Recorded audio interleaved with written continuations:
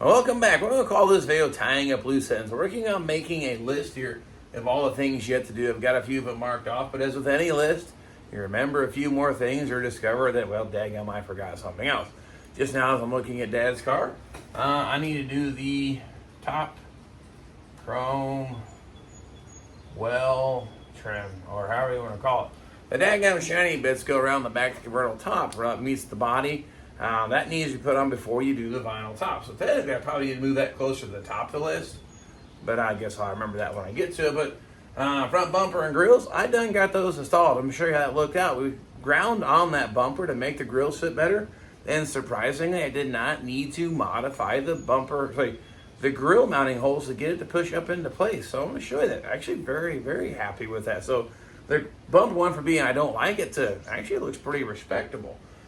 Windshield, smiley face. Yes, after the third attempt, we were successful. The glass is working fine now.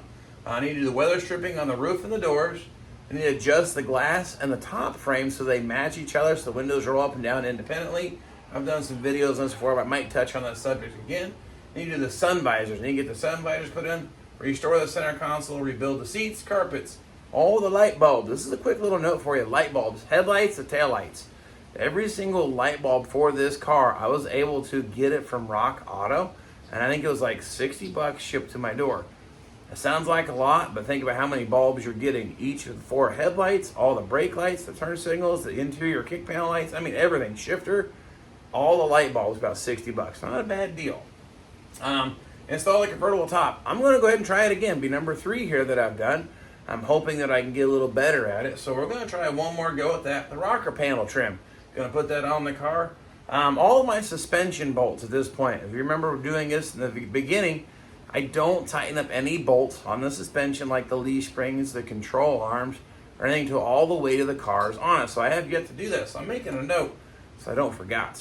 Need to do an alignment. I'm going to use the old calibrated eyeball. I was a alignment tech for Goodyear for many, many years, so I can only get them super close by the calibrated eye, but we're going to get the alignment good enough to drive, then maybe take it somewhere later on.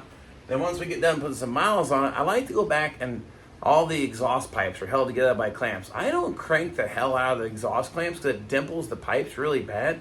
And if you ever need to take that pipe back apart, forget about it. So I only get them snug. So what I'll do then is go tack weld each pipe maybe in 2 spots to help keep it into place. And if I ever needed to service it, just remove those little tack welds. That's what well exhaust means. I need to do the headlight buckets. I got the grills in, the headlight supports, but the buckets for the headlights, I got to find a set of match 4 that are good. I think I have them here in my parts pile somewhere. And we just talked about the chrome well trim. And as I do things, I'll mark them off. And I'm sure I got some space in here because I know I got some more things I need to do. But let me show you here what we got going on with the car. Oh, also, I have installed the convertible top frame. You see here, the frame is put back on the car. I have got it plumbed. I got the motor hooked up and wired in. Motor's working both directions. I have a video on rebuilding or repairing the convertible top motors. Check the history. Same as even, I think, putting the top frame in there. Secretly, I was trying to get this car done for Firebird Fest. So close, but I'm not going to make it. So a lot of things I kind of buzzed through here and just been knocking things out in the midnight hour, early in the morning, 15 minutes here, 30 minutes there, and really making some great progress on the project with the hopes of not cutting corners, of course, and making it to Firebird Fest. So I'm going to say that the Lamborghini will not be there this year.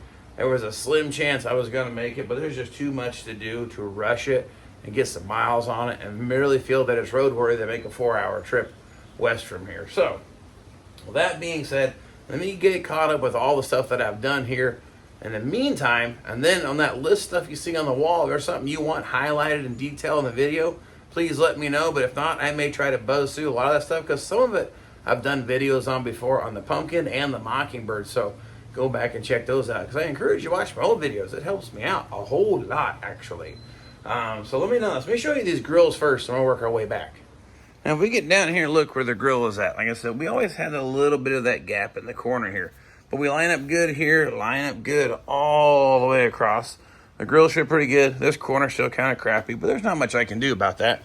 And I believe the driver's side was the worst side. Again, a little bit of a gap there, but all in all, it lines up pretty clean. And the rest of the bumper lines up pretty good here to the hood. I like that. So now the only thing I don't really love is this here. It sticks out past the fender a good ways, but that's doing that on both sides. Really not a whole lot I can do about that. That's just the shape of the bumper. The only thing you can do differently is hammer the crap out of it, work it, and send it out to have it re-chromed. That doesn't fit my time or money budget. Okay, now, this is the original panel right here. Sandblasted that, filled in all the rust pits. I got water on here. Able to keep the factory stamping in pretty good condition. That held up pretty nice. So I still have yet to put these panels in. There's that extra baffle paneling for AC and 400 cars, but I gotta find some daggum horns that work, a high and a low horn. So I gotta dig through my parts bits. But other than that, under the hood, it's just about like 98% wrapped up. I got a little decal for the air cleaner for the air filter. I have an emissions decal to go here. The hoses for the washer fluid system. Got the nozzles in there, run them to the pump. I got the washer fluid tank here mounted, ready to go. I was able to get all the air conditioning wired. Everything is wired now underneath the hood. I got to hook up my ground right here. But for the most part, we're just about wrapped up. I did put the mirrors here on the car. These have the turn indicators, and I think I kind of covered that once before, but they're officially wired into the dash now like they need to be. So now that actually works. Those are wired in. We've got everything in the dash all wired up and operational. So that is all checkbox. So I don't have to mess with that any longer. And even the horn buttons on my steering will make the relay go click, click, click. So I have potential as long as I find some good horns. That's going to work. What I was doing, I have the plug out of the top pump there. I'm putting fluid in. Actually, it gets the kind of gravity bleeding itself there. I haven't ran the pump yet. There's no fluid in the line, but my plans are here to kind of run it back and forth. I just use ATF, so let me jump over here to the driver's side. Of course, another beautiful day in Indiana. Liquid sunshine and about 52 degrees of not warm. So it's, another thing you can tell is Firebird Fest season. It's raining a whole lot. Now we get in here. So here, we listen here. That's my horn relay, but I ain't got no horns. Power top switch down here. And if I flip the switch, it should move fluid. Oh yeah. Then you just keep working it back and forth. Go the other direction.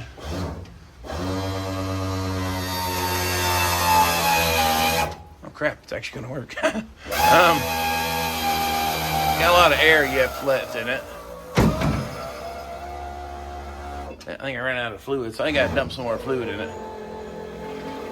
Yep, I hear all the air now. I'm gonna top that reservoir back off. I'll run that thing up and down a couple times.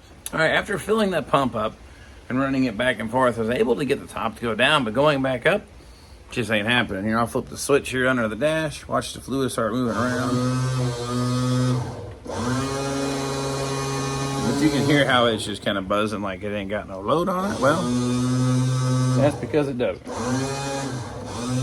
And the very interesting part is it's not the cylinders bypassing. If I touch this thing, the reservoir is cool, not necessarily hot or warm. The motor is lukewarm, but the pump area here in the center, extremely hot. That's the hottest part. Not hot enough where I can't touch it. Cylinders, ice cold. What's that telling me? Well, when you have a hydraulic leak or bypass, wherever the leak is at, it's internal, it actually builds up a lot of heat. So since the motor and then the pump housing is actually getting warmer, I suspect that the pump obviously is spinning and it's moving fluid, but it can't create pressure because it's worn out. So you need to add something else to my daggum this thing's do. I think I need to find a different convertible top pump. Electrically, it's fine. It's not leaking and it moves fluid. If I take the hose off, I made one hell of a mess. It will dump fluid either direction just fine. It just won't build pressure because I believe that thing is bypassing. So one more setback, but that's just kind of how this thing goes. I had no idea the history of that thing. Took it apart, cleaned it up, resealed it, but unfortunately, if I were to somehow take some kind of measurements, you're going to find probably the gear pump is actually worn out. Oh, another fun, ridiculous adventure. This chrome trim I got to put back on. These clips are $5 each. That is ridiculous. I had to buy them all because this car was so rusted out they crumbled away. And something else I wanted to bring to everybody's attention. You go back and watch the video of me putting the front bumper on the Great Pumpkin. It is easier to assemble this as one assembly than put it on the car. But the downside is you gotta leave these nuts loose and adjust, and it scratches the heck out of the paint. So the way that I do it is a little more complicated, but you don't have the washer indents all over it. I tighten down one time and that's it. And this here's the hardware here for the grills. They fell right into place, no modification needed. So with that news, John's little garage is gonna take it easy here for the night and probably wrap it up this evening by going something along these lines like this. Shutting that, look at that, it even shuts completely on all the corners. That's how it's supposed to go, but I'm going to get this thing squared away, wrapped up. Go work on that list, gotta keep that list going. It's kind of nice to see the final countdown. And again, if there's something on that list you'd like to see, let me know in the comments. You guys are fantastic at commenting on my videos, showing how wonderful and appreciate what we're doing here. And of course, it doesn't happen without you watching and letting me know what you want to see.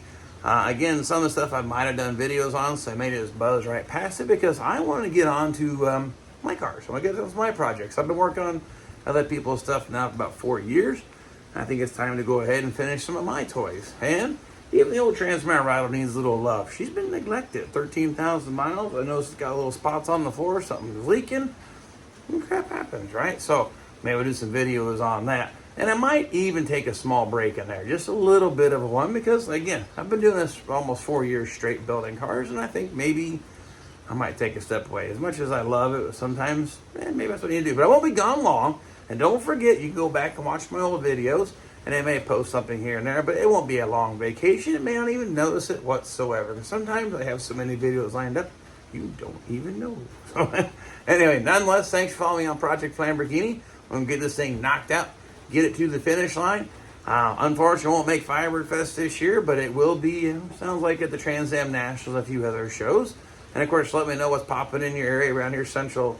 I live in Indiana, of course. Now, somewhere close to us here within a 4-hour drive. I might be interested. Hit me up in the comments. Let me know where you're going to be this year, what shows you'll be attending, and then see if I can't bring maybe both these cars. So, nonetheless, thanks for following me. I'm building this car and all the other things I've done here so far, and I'll keep these videos rolling, and I hope to see you all next time.